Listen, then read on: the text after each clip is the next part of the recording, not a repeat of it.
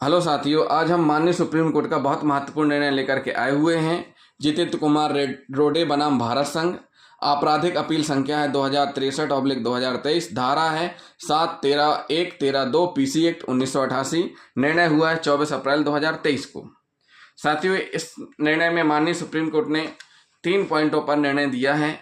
तो पहला हम डाल लेते हैं नजर कि सीआरपीसी की धारा 385 में प्रावधान है कि धारा 7(13)(1)(13)(2) पीसी एक्ट 1988 के अंतर्गत विचारण न्यायालय के द्वारा दोष सिद्धि के विरुद्ध अपील में उच्च न्यायालय के द्वारा विचारण न्यायालय के मूल अभिलेख के बिना दोष सिद्धि का अनुमोदन कर दिए जाने की वैधता, ऐसा अभिलेख खो जाने और नष्ट हो जाने का प्रभाव। माननीय हाईकोर्ट ने विचारण न्यायालय के मूल अभिलेख के बिना ही दोष सिद्धि का अनुमोदन कर दिया था। तो ऐसी दोष सिद्धि और वैधता, ऐसा अभिलेख खो जाने या नष्ट हो जाने का क्या प्रभाव रहेगा, इस निर्णय में माननीय न्यायालय ने बताया है। नंबर दूसरा, भारत का संविधान अनुच्छेद 21 क्या विचारण न्यायालय के अभिलेख के बिना अपीली न्यायालय के द्वारा अपीलार्थी के दोष सिद्धि का अनुमोदन करना अपीलार्थी के अनुच्छेद 21 द्वारा प्रदत्त प्राण और दैहिक स्वतंत्रता का उल्लंघन है। मूल अभिलेख के बिना अपीली न्यायालय के द्वारा दोष सिद्धि का अनुमोदन करना क्या धारा 21 भारतीय संविधान अनुच्छेद 21 के द्वारा जो प्रदत्त है प्राण और दैहिक स्वतंत्रता का उल्लंघन है। नंबर तीसरा, भ्रष्टाचार निवारण अधिनियम 1988 धारा 7(13)(1)(13)(2) मामले के तथ्यों में दोष सिद्धि की वैधता। इन तीनों पॉइंटों के आधार पर माननीय सुप्रीम कोर्ट ने निर्णय दिया है। तो हम पूरा निर्णय डिटेल में हम आपको बताएंगे। तो जिन साथियों ने अभी तक हमारे चैनल को सब्सक्राइब नहीं किया है, हमारे चैनल को जरूर सब्सक्राइब कर लें और वीडियो को लास्ट तक जरूर देखें। विचारण कोर्ट के द्वारा 4/12/1999 को दोष सिद्धि की गई। इसके बाद इलाहाबाद हाईकोर्ट में अपील की गई। माननीय इलाहाबाद हाईकोर्ट में अपील की गई। दांडिक अपील संख्या थी 625/1999, जिसमें 7/12/1999 को माननीय हाईकोर्ट ने क्या किया कि विचारक स्वीकार कर लिया। उच्च न्यायालय ने आक्षेपित निर्णय 23/11/2022 को, जो विशेष कोर्ट के द्वारा विचारण कोर्ट के द्वारा निर्णय दिया था, उसकी दोष सिद्धि को कायम रखा गया। कब? 23/11/2022 को। स्वीकार कब हुआ हाईकोर्ट में? 7/12/1999 को। और डिसीजन कब हुआ हाईकोर्ट में? 23/11/2022 को। और उसमें भी सजा यानी दोष सिद्धि बरकरार रखी गई। मामला क्या था? मामला ये था कि जो जितेंद्र कुमार रोडे हैं, रेलवे विभाग में सहायक वाणिज्यिक प्रबंधक के पद पर लखनऊ में तैनात थे। 3/5/1995 को 500 रुपए की रिश्वत की मांग की थी और उक्त दिनांक को रिश्वत लेते रंगे हाथ पकड़ा गया था, जिस पर विचारण न्यायालय ने दोष सिद्धि की है। इस संबंध में इलाहाबाद हाईकोर्ट के द्वारा सजा बरकरार रखने पर, सजा बहाल रखने पर और जुर्माना 500 से 25,000 रुपए कर देने पर अपीलार्थी अभियुक्त के द्वारा माननीय सुप्रीम कोर्ट में अपील प्रस्तुत की गई। अपील के दौरान माननीय सुप्रीम कोर्ट ने जो निर्णय दिए हैं वो एक एक करके हम बताएंगे। लेकिन इस बीच हम ये भी बताएंगे कि सीआरपीसी की धारा 385 क्या प्रावधान करती है और आर्टिकल 21 क्या कहता है। ये सारी की सारी चीजें हम आपको स्पष्ट करेंगे। और साथ ही साथ धारा 7 के संबंध में जिन साथियों ने अभी तक हमारा पुराना वीडियो नहीं देखा है, डिमांड के संबंध में जरूर देख लें, क्योंकि हमने उसमें स्पष्ट रूप से बताया कि डिमांड क्या है। माननीय सुप्रीम कोर्ट ने उक्त निर्णय में भारतीय नागरिक सुरक्षा संहिता 2023 की धारा 426, जो कि सीआरपीसी की धारा 385 के समरूप है। जब यह निर्णय हुआ था उस समय सीआरपीसी चल रही थी, जो कि सीआरपीसी की धारा 385 अब 1 जुलाई से यही धारा 426 के समरूप हो गई है। संक्षेपता खारिज न की गई अपीलों की सुनवाई की प्रक्रिया। इसमें माननीय सुप्रीम कोर्ट ने कहा था कि सीआरपीसी की धारा 385 दर्शित करता है कि अपील में बैठा न्यायालय इस धारा के द्वारा शासित होता है। उसके द्वारा संबंधित अवर न्यायालय से मामले का अभिलेख मंगवाया जाना आवश्यक है। यह एक उत्तरदायित्व कर्तव्य के साथ शक्ति है और केवल ऐसे अभिलेखों के अवलोकन के बाद ही अपील विनिश्चित किया जा सकता है, अपील का निपटारा किया जा सकता है। ऐसा माननीय सुप्रीम कोर्ट ने कहा है। तो साथियों इस सेक्शन को हम डिटेल में पढ़ेंगे, जो कि सीआरपीसी की धारा 385 अब भारतीय नागरिक सुरक्षा संहिता की धारा 426 के समरूप है, यानी अब 426 में वर्णित है। क्या कहती है धारा कहती है कि जब भी अपील जो प्रस्तुत की जाती है वह खारिज न की गई हो तो अपीलों की सुनवाई की प्रक्रिया स्पष्ट की गई है कि किस प्रकार अपीलों की सुनवाई की जाएगी। तो इस प्रकार से अगर कोई अपील की जाती है तो सबसे पहले उसकी सूचना दी जाएगी। अपील की सूचना किसको दी जाएगी? तो सबसे पहले अपीलार्थी को या उसके वकील को सूचना दी जाएगी। मान लीजिए शासन अपील कर रहा है तो उसमें जो अपीलार्थी है उसको उसके या उसके वकील को सूचना दी जाएगी। उसके बाद ऐसे अधिकारी जैसे राज्य सरकार इस निमित्त नियुक्त करती है, ऐसे अधिकारी जिनको राज्य सरकार ने नियुक्त कर रखा है कि जिस कोई भी अभियुक्त अपील कर रहा है तो सूचना किसको दी जाएगी? संबंधित अधिकारी को। नंबर तीसरा, दोष सिद्धि के निर्णय के विरुद्ध अपील की गई है तो परिवादी को। अगर कोई दोष सिद्धि के विरुद्ध निर्णय की अपील की गई है तो किसको सूचना दी जाएगी? जो शिकायतकर्ता पीड़ित है, परिवादी को दी जाएगी। नंबर चौथा, यदि अपील धारा 418 BNSS 418 419 यानी सीआरपीसी 370 378 के अधीन की गई है तो अभियुक्त को दिलवाएगा, और ऐसे अधिकारी परिवादी और अभियुक्त को अपीलों के आधारों की प्रतिलिपि भी दी जाएगी। अपील की जो आधार है उनकी प्रतिलिपि भी दी जाएगी। तो इस प्रकार से जब भी अपील की जाएगी माननीय हाईकोर्ट में तो अपील की सुनवाई के दौरान अपीली न्यायालय के द्वारा निम्नलिखित लोगों को सूचना दी जाएगी जो हमने आपको बताई है। यदि अभिलेख अपीली न्यायालय के समक्ष उपलब्ध नहीं है, जैसा कि सुप्रीम कोर्ट ने कहा है कि अगर अभिलेख उपलब्ध नहीं तो अभिलेख मंगवाए जाने चाहिए, तो वही इस धारा में स्पष्ट किया गया है कि अगर अभिलेख उपलब्ध नहीं है, क्या है?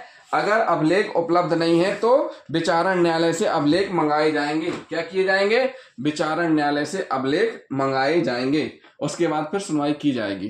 परंतु यदि अपील दंड के परिमाण तथा उसकी वैधता के संबंध में है, दंड के परिमाण और उसकी वैधता, जो दंड दिया गया वो वैध नहीं है, अवैध है, इस संबंध में है, तो न्यायालय अभिलेख मंगाए बिना भी अपील का निपटारा कर सकती है। दूसरी चीज इसमें स्पष्ट किया गया है कि यदि मामले से संबंधित पक्षकारों को सूचना की तामील कराए बिना, अगर संबंधित पक्षकारों की सूचना की तामील कराए बिना ही अपील को सुनकर निर्णय दिया है तो वह शून्य होगा। तो सबसे मेन महत्वपूर्ण बात है जो इस धारा में है कि जो अपील की सुनवाई की गई है, पहले तो विचारण न्यायालय के से दस्तावेज मंगाए गए, मूल दस्तावेज नहीं पेश किए गए, तो उसके बाद फिर सुनवाई की गई है। तो इस संबंध में माननीय सुप्रीम कोर्ट ने कहा है कि इस प्रकार से जो बिना मंगाए की गई है वो नहीं की जानी चाहिए, मंगा के की जानी चाहिए। तो यदि संबंधित पक्षकारों को सूचना की तामीली कराए बिना ही अपील को सुनकर निर्णय दिया जाता है तो वह शून्य माना जाएगा। क्या माना जाएगा? शून्य माना जाएगा। तो इसी प्रकार अपीली न्यायालय का यह सांविधिक कर्तव्य है कि वे अपील की सुनवाई पर इस हेतु राज्य सरकार द्वारा नियुक्त अधिकारी को सूचना दे। अपील के दौरान अपीली न्यायालय का यह कर्तव्य है कि अपील की सुनवाई जब हो तो राज्य सरकार द्वारा जो निमित्त अधिकारी है उसको सूचना दे। यदि इस प्रकार की सूचना दिए बिना ही अपील का निस्तारण किया गया हो तो ऐसा करना पूर्णतः अवैध होगा। अगर बिना सूचना दिए ही अपील का निपटारा कर दिया जाएगा तो अवैध माना जाएगा। राज्य सरकार द्वारा अभियुक्त की दोष मुक्ति के विरुद्ध उच्च न्यायालय में दायर की गई अपील को उच्च न्यायालय ने अभियुक्त को बिना सुनवाई की सूचना दिए तथा उसे बिना सुने उसकी दोष मुक्ति को अपास्त कर दिया। उच्चतम न्यायालय ने उच्च न्यायालय के आदेश को अवैध ठहराते हुए मामले को उच्च न्यायालय के पुनः विचारण हेतु रिमांड करके भेज दिया। माननीय सुप्रीम कोर्ट ने क्या कहा है कि किस मामले में हुआ ऐसा? अनवर हुसैन बनाम राज के मामले में कि अभियुक्त की दोष मुक्ति हुई, दोष मुक्ति के खिलाफ शासन ने अपील की और हाईकोर्ट ने सुनवाई की, लेकिन अभियुक्त को बिना सूचना दिए ही सुनवाई कर दी। अपील को उच्च न्यायालय ने अभियुक्त को बिना सुनवाई की सूचना दिए ही उसका निपटारा कर दिया और दोष मुक्ति को निरस्त करके दोष सिद्धि में बदल दिया। तो इसमें माननीय सुप्रीम कोर्ट ने दोबारा भेजा कि इस प्रकार का जो आदेश अवैध है, पहले उसको सूचना दो, फिर उसके बाद सुनवाई की जाए। गुजरात उच्च न्यायालय ने सभी अपीलीय न्यायालय को सतर्क करते हुए निर्देशित किया कि वे अपील की सुनवाई प्रारंभ करने के पूर्व यह सुनिश्चित कर लें कि जो व्यक्ति स्वयं को अभियुक्त बताते हुए न्यायालय के समक्ष प्रस्तुत कर रहा है वह वास्तव में अभियुक्त ही है, ना कि कोई अन्य व्यक्ति। माननीय गुजरात उच्च न्यायालय ने स्पष्ट किया है कि सभी अपीली न्यायालय को, कि जितने भी अपीली न्यायालय हैं सभी ये स्पष्ट रूप से सुनिश्चित करें कि जब भी अपील की जाती है तो जिस व्यक्ति ने अपील की है वह स्वयं को अभियुक्त बताते हुए न्यायालय में अपील कर रहा है तो क्या वही व्यक्ति है जिसने अपील की है, कहीं ऐसा तो नहीं कोई और व्यक्ति उसकी जगह कोई और हो। जैसा कि महेंद्र हरिजीवन लोहार बनाम गुजरात राज्य की अपील में हुआ था, एक महेंद्र हरजीवन लोहार बनाम गुजरात राज्य की अपील में हुआ था। इस प्रकार में अभियुक्त की जगह उसका बड़ा भाई अभियुक्त के रूप में दोष मुक्ति के विरुद्ध अपील में प्रस्तुत हुआ था। अभियुक्त की जगह कौन हुआ था? उसका बड़ा भाई दोष मुक्ति की अपील में प्रस्तुत हुआ था। जब अपील स्वीकार करने की स्थिति उत्पन्न हुई तो अभियुक्त को दंडादेश दिए जाने का समय आया। उस समय पता चला कि जो व्यक्ति अभियुक्त के रूप में न्यायालय में उपस्थित हो रहा था वह वास्तव में अभियुक्त स्वयं न होकर उसका बड़ा भाई था। मतलब इसमें स्पष्ट किया है कि वह स्वयं नहीं था, उसका बड़ा भाई था। तो इसलिए गुजरात उच्च न्यायालय ने निर्देश दिया सभी अपीली न्यायालय को कि पहले ये स्पष्ट कर लें अपील जो हो रही है, अपील करने वाला अभियुक्त वास्तव में वही है, कहीं उसकी जगह दूसरा तो नहीं है। मध्य प्रदेश राज्य बनाम परशुराम के बाद में माननीय सुप्रीम कोर्ट ने इस धारा के अंतर्गत अपील का निर्धारण करते हुए कहा कि हाईकोर्ट द्वारा दिया गया निर्णय विधि के अनुसरण में नहीं होने के कारण सुप्रीम कोर्ट को इसे अपास्त करने के सिवा कोई अन्य विकल्प उपलब्ध नहीं था। अतः न्यायालय ने उसे पुनः विचार हेतु हाईकोर्ट को वापस लौटाते हुए निर्देश किया कि अपील पर नए सिरे से पुनः विचार करके अपना निर्णय दे। क्या दे? पुनः विचार करके अपना निर्णय दे। तो इस प्रकार साथियों इसमें स्पष्ट कर दिया गया है कि जब भी अपील की सुनवाई होगी तो अपील की सुनवाई की सूचना संबंधित अभियुक्त या संबंधित राज्य शासन द्वारा नियमित व्यक्ति संबंधित परिवादी को दी जाएगी और साथ ही साथ आधार भी दिए जाएंगे, प्रतिलिपि की आधारों की प्रतिलिपि भी दी जाएगी, अपील के आधारों की प्रतिलिपि। तो साथियों इसी संबंध में माननीय सुप्रीम कोर्ट ने भी यही कहा है कि मूल अभिलेख मंगवाए जाने चाहिए। कर्तव्य है, अपीली न्यायालय का कर्तव्य है कि अपील के सुनने के समय मूल अभिलेख मंगाए जाएं। माननीय सुप्रीम कोर्ट ने इसी मामले में जितेंद्र कुमार रोडे में स्पष्ट किया है कि आर्टिकल 21 का उल्लंघन कैसे होगा। चूंकि विचारण न्यायालय से जो मूल दस्तावेज अपीली न्यायालय यानी हाई कोर्ट को मंगाने चाहिए, मंगाने पर प्रस्तुत नहीं किए गए और उनको बिना देखे क्या कर दी गई? दोष सिद्धि का अनुमोदन कर दिया गया। तो ऐसी स्थिति में आर्टिकल 21 का उल्लंघन हुआ है। जो अपीलार्थी है उसको जो प्राप्त है आर्टिकल 21 के तहत मूल अधिकार, उसका उल्लंघन हुआ है। तो साथियों हम शॉर्ट में जान लेते हैं कि संविधान का अनुच्छेद 21 क्या कहता है। संविधान का अनुच्छेद 21 प्राण एवं दैहिक स्वतंत्रता का अधिकार है। क्या है? प्राण एवं दैहिक स्वतंत्रता का अधिकार है। प्रत्येक व्यक्ति को जीवन जीने का अधिकार है। प्रत्येक व्यक्ति को जीवन जीने का अधिकार है। इसे राइट टू लाइफ, जीने का अधिकार भी कहा जाता है। और जीवन भी किस प्रकार का जीना? सम्मानजनक मानव गरिमायुक्त जीवन जीना, ना कि पशुवत जीवन जीने से नहीं है। पशुवत मीन्स होता है कि जिनको कोई सम्मान ही नहीं है, कोई गरिमा ही नहीं है, इस प्रकार जीवन नहीं। एक जीवन ऐसा होना चाहिए जिसमें एक सम्मान हो, एक मानव गरिमा युक्त जीवन जीना ही राइट टू लाइफ है। किसी भी व्यक्ति को विधि द्वारा स्थापित प्रक्रिया के अतिरिक्त, जो विधि द्वारा स्थापित प्रक्रिया है उसके अतिरिक्त स्थापित प्रक्रिया के अतिरिक्त उसके जीवन और व्यक्तिगत स्वतंत्रता के अधिकार से वंचित नहीं किया जा सकता। केवल विधि द्वारा जो प्रक्रिया स्थापित है, अगर उसने अपराध किया है, वो भी संज्ञेय अपराध है, अजमानती अपराध है, तो उसको गिरफ्तार किया जा सकता है। पुलिस को संज्ञेय अपराध की सूचना मिलने पर गिरफ्तारी की जा सकती है अजमानती अपराध की। तो इसमें क्या है? स्पष्ट किया गया कि जो विधि है, विधि द्वारा स्थापित प्रक्रिया के अनुसार ही व्यक्तिगत स्वतंत्रता के अधिकार से वंचित किया जा सकता है, अन्यथा नहीं। इसी आर्टिकल में स्पष्ट किया गया है कि कौन कौन से ऐसे अधिकार हैं जो प्राप्त हैं, जिससे इंसान सम्मान पूर्वक मानव गरिमा के साथ जीवन जी सकता है। जैसे चिकित्सा का अधिकार, पर्यावरण संरक्षण का अधिकार, स्वच्छ एवं स्वस्थ वातावरण, त्वरित विचारण का अधिकार, विचारण मतलब न्यायालय में जो कार्रवाई होती है उसमें ट्रायल प्रोसीडिंग तुरंत हो, उसका अधिकार, शिक्षा का अधिकार, निःशुल्क विधिक सहायता का अधिकार। विधिक सहायता का मतलब ये होता है कि ऐसा अभियुक्त जिसके पास वकील करने के लिए भी रुपए नहीं है, जिसका कोई वकील नहीं है, तो उस स्थिति में विधिक सहायता की तरफ से निःशुल्क अधिवक्ता उपलब्ध कराया जाएगा ताकि वह अपनी लड़ाई लड़ सके, अपना पक्ष रख सके न्यायालय में।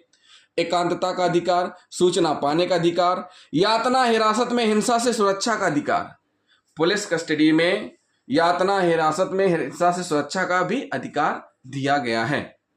तो साथियों, ये हुई आर्टिकल 21 प्राण एवं दैहिक स्वतंत्रता का अधिकार, जो कि स्पष्ट करता है कि प्रत्येक व्यक्ति को जीवन जीने का अधिकार है, जो कि इसमें स्पष्ट किया गया है कि विचारण न्यायालय से अपीली न्यायालय के द्वारा अभिलेख मंगाने और उसका अवलोकन किए बगैर, मूल अभिलेख के मंगाने और उसका अवलोकन किए बिना दोष सिद्धि का अनुमोदन कर दिया गया है। ऐसा किया जाना अपीलार्थी के अनुच्छेद 21 में प्रदत्त उसके मूल अधिकार का उल्लंघन होगा। माननीय सुप्रीम कोर्ट ने कहा है कि एक बार अनुच्छेद 21 के तहत किसी अधिकार का उल्लंघन साबित हो जाने पर यह निसंदेह दोष सिद्धि को रद्द करने के लिए पर्याप्त है। आर्टिकल 21 प्राण एवं दैहिक स्वतंत्रता को बताता है, इसका उल्लंघन अगर सिद्ध हो गया है तो दोष सिद्धि के लिए पर्याप्त है। वर्तमान मामले में कई प्रयास किए गए, उसके बावजूद भी जो दस्तावेज हैं ना तो उनका पुनर्निर्माण किया जा सका, ना उपलब्ध हुए। इसलिए दस्तावेजों की अनुपस्थिति में दोष सिद्धि को बरकरार रखना कानून की उचित प्रक्रिया और निष्पक्षता के अनुरूप नहीं कहा जा सकता है। उपलब्ध तथ्यों के अनुसार कथित अपराध 21/3/1995 को किया गया था। विचारण कोर्ट के द्वारा 1999 7/12/1999 को निर्णय सुनाया गया था। अपराध को घटित हुए 28 वर्ष से अधिक समय बीत चुका है। जैसा कि पहले ही संकेत दिया जा चुका है, ट्रायल कोर्ट रिकॉर्ड का पुनर्निर्माण नहीं किया जा सकता है। जो रिकॉर्ड है उसका पुनर्निर्माण नहीं किया जा सकता। इसलिए माननीय न्यायालय ने कहा है कि दोबारा सुनवाई का आदेश देना न्याय हित में नहीं है और इससे कोई सार्थक उद्देश्य पूरा नहीं होगा। अभयराज सिंह में जारी चेतावनी का उचित ध्यान रखने और उसका पालन करने के लिए कदम उठाने के बाद ही ऐसा किया जाए, जैसा कि सीताराम में सही ढंग से किया गया था। तो इस प्रकार माननीय न्यायालय ने कहा है कि अगर आर्टिकल 21 के तहत उल्लंघन हुआ है आर्टिकल 21 का, तो दोष सिद्धि रद्द किया जाना पर्याप्त है। इसी प्रकार इस मामले में भी माननीय न्यायालय ने कहा है। माननीय न्यायालय ने कहा है कि इस मामले में हाईकोर्ट ने इस बात से अनभिज्ञ रहते हुए अपील को मेरिट पर निश्चित नहीं किया कि अपीलार्थी ने अपील केवल दंडादेश पर ही नहीं अपितु दोष सिद्धि के विरुद्ध भी किया था।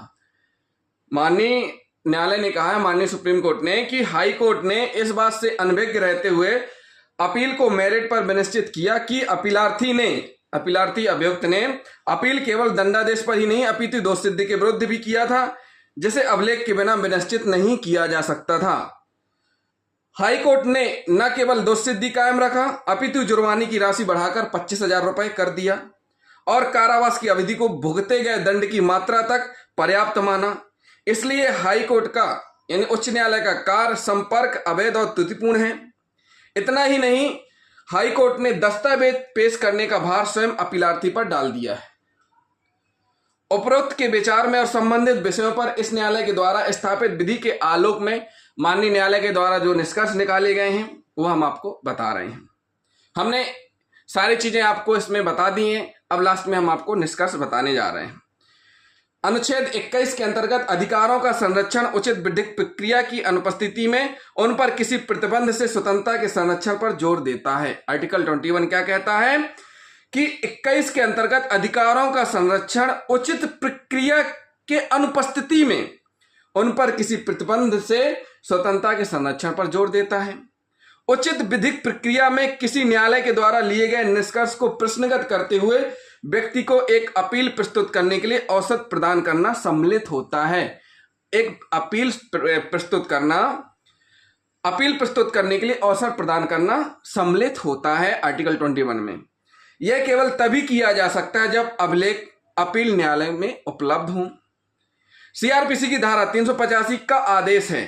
इसलिए माननीय न्यायालय, माननीय सुप्रीम कोर्ट अब निश्चित कर रहे हैं कि धारा 385 का अनुपालन न किया जाना कुछ मामले में यह तथ्यों और परिस्थितियों पर आधारित हो सकता है, जैसा कि यह मामला है भारत के संविधान के अनुच्छेद 21 के उल्लंघन में परिणामित करेगा। यह मामला आर्टिकल 21 के उल्लंघन से संबंधित माना जाएगा, परिणामित करेगा। सीआरपीसी की धारा 385 दर्शित करती है कि अपील में बैठा न्यायालय इस धारा के द्वारा शासित होता है। क्या होता है? धारा द्वारा शासित होता है तथा विचारण न्यायालय से मामले का अभिलेख मंगवाया जाना आवश्यक है। यह एक उत्तरदायी कर्तव्य के साथ सख्ती है और केवल ऐसे अभिलेखों के अवलोकन के बाद ही अपील का निपटारा किया जा सकता है। उपरोक्त विचार में अपील अनुज्ञात किया जाता है।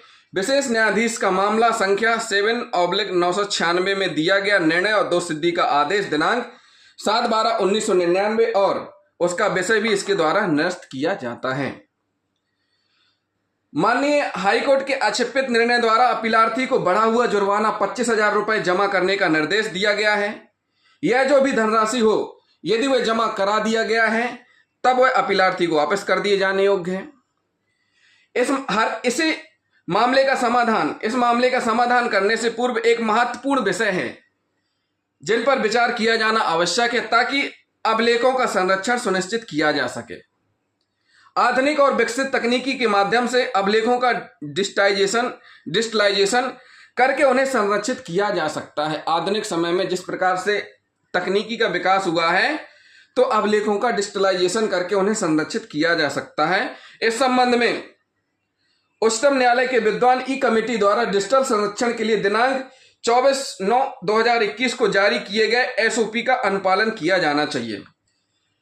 डिजिटल संरक्षण के लिए दिनांक 24/9/2021 को एसओपी जारी की गई है, उसका पालन किया जाना चाहिए और एसओपी के अनुरूप प्रत्येक उच्च न्यायालय को एक जुडिशियल डिजिटल रिपोजिटरीज JDR की स्थापना करना चाहिए और इसके मॉनिटरिंग के लिए एक डिजिटाइजेशन सेल की भी स्थापना की जानी चाहिए जो जिला न्यायालय से योजित होकर अभिलेखों के डिजिटाइजेशन को सुनिश्चित करेंगे। इस प्रकार यदि अभिलेखों को डाटा संरक्षित किया जाए तो वर्तमान मामले की तरह अभिलेख के अनुपलब्धता की समस्या नहीं होगी। तदनुसार माननीय सुप्रीम कोर्ट ने निम्न दिशा निर्देश जारी किए हैं जो कि उनके द्वारा माननीय सुप्रीम कोर्ट के द्वारा दिशा निर्देश जारी किया जाना समुचित माना गया है। नंबर 1, उच्च न्यायालय का रजिस्ट्रार सुनिश्चित करेंगे कि दांडिक विचारण के प्रत्येक मामलों में और दीवानी वादों में भी सभी जिला न्यायालयों पर अतिशीघ्र अभिलेखों का डिजिटाइजेशन सम्यक रूप से कराया जाए। प्राथमिकता प्रक्रिया विधि के अधीन कोई अपील प्रस्तुत किए जाने के लिए नियत अवधि के भीतर हो। संबंधित जिला न्यायाधीश अपने जजशिप के भीतर एक बार डिजिटाइज्ड अभिलेखों के प्रमाणीकरण के सिस्टम के साथ डिजिटाइजेशन का सिस्टम स्थापित हो जाने के बाद यह सुनिश्चित करेंगे कि इस प्रकार का डिजिटाइज्ड अभिलेख यथाशीघ्र सत्यापित कर दिया जाए। नंबर 3, डिजिटाइज्ड अभिलेख के रजिस्टर का निरंतर अपडेटेड रिकॉर्ड सर्वाधिक रिपोर्ट के साथ तैयार किया जाए और उन्हें समुचित निर्देशों के साथ अपने संबंधित उच्च न्यायालय को प्रेषित किया जाए। इस संबंध में मार्गदर्शक निर्णय सीताराम और अन्य बनाम राज्य जब पूरा अभिलेख खो गया था, नष्ट हो गया था और अभिलेख का पुनर्निर्माण संभव नहीं था, अपीली न्यायालय पुनः विचारण का आदेश करेगा परंतु घटना का टाइम लागू और अपील की सुनवाई की तिथि छोटी होगी। यदि वह लंबा है और FIR और 161 के कथन के अंतर्गत साक्ष्यों के कथन और अन्य सुसंगत पेपर्स उपलब्ध नहीं है तब अपीली न्यायालय को पुनः विचारण का आदेश नहीं करना चाहिए। विश्वनाथ घोष, पश्चिम बंगाल राज्य, 1987 टू SEC 55, किसी अपीली न्यायालय को उसके समक्ष अभिलेख पेश हुए बिना कोई दोष सिद्धि और अभियोजन के द्वारा साक्ष्य किए जाने की अनुमति दिया जाना एक खुला न्याय का हनन है। उत्तर प्रदेश राज्य बनाम अभय राज सिंह और एक अन्य के बाद में 2004 SCC 6, यदि अपील को सुनने और विनिश्चित करने के लिए उच्च न्यायालय को अभिलेखों का पुनर्निर्माण संभव नहीं है और महत्वपूर्ण मूल अभिलेखों के नष्ट खो जाने के कारण सत्र न्यायालय के द्वारा पुनः विचारण और सिरे से न्याय निर्णय भी संभव नहीं है, केवल तभी मामले को बंद कर दिया जाएगा। तो साथ ही ये कुछ निर्णय है इससे संबंधित। तो इसमें स्पष्ट किया गया है माननीय न्यायालय के द्वारा कि अगर मूल जो हैं जिनके मूल अभिलेख के मंगाने और उनका अवलोकन किए बिना दोष सिद्धि का अनुमोदन नहीं कर सकते, ऐसा किया जाना अपीलार्थी के अनुच्छेद 21 में प्रदत्त मूल अधिकार का उल्लंघन होगा। यदि दोष सिद्धि से संबंधित विचारण न्यायालय का अभिलेख नष्ट हो गया है या खो गया है तब पूरक अभिलेख तैयार किया जाना चाहिए। यदि पूरक अभिलेख भी तैयार नहीं किया जा सके तब मामले के तथ्यों, परिस्थितियों और समय की व्यापकता को ध्यान में रखते हुए नए सिरे से विचारण के विकल्प पर विचार किया जाना चाहिए अथवा अभियुक्त को संदेह का लाभ दिया जाना चाहिए। अभियुक्त को संदेह का लाभ दिया जाना चाहिए। तो इस प्रकार से मामले के तथ्यों और परिस्थितियों में अपीलार्थी जो रेलवे में एक वरिष्ठ अधिकारी पद पर तैनात था और उसे 500 रुपए रिश्वत लेने के अभियोग में दोष सिद्ध किया गया था कि दोष सिद्धि एवं दंडादेश निरस्त किया गया है और अपीलार्थी द्वारा जमा किया गया 25,000 रुपए जुर्माना वापस किए जाने हेतु निर्देशित किया गया है। तो साथियों, इसमें स्पष्ट किया गया है कि आर्टिकल 21 का उल्लंघन होने पर दोष सिद्धि को रद्द करने के लिए पर्याप्त माना गया है। तो जिन साथियों ने अभी तक हमारे चैनल को सब्सक्राइब नहीं किया है, हमारे चैनल को जरूर सब्सक्राइब कर लें। वीडियो को लाइक और शेयर करना ना भूलें। थैंक यू दोस्तों।